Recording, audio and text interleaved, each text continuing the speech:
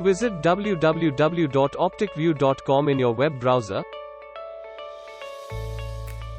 Click on Login.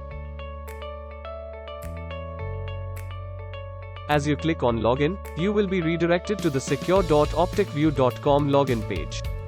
Enter your login credentials here. You may enable multi-factor authorization for secured login. As soon as you log in, you will see the first latest image captured by the camera. An OpticVyu camera typically captures images every 10 minutes and uploads them to the cloud server. Here is the Project Explorer. You can see all your projects here. Simultaneously, you can also check the module enabled on any project. On this project, construction camera, interior monitoring, material tracking, and drone integration modules are activated. Let's explore the construction camera features.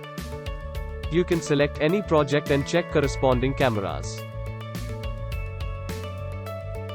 Then there is a camera drop-down. All the cameras installed for given projects can be seen here.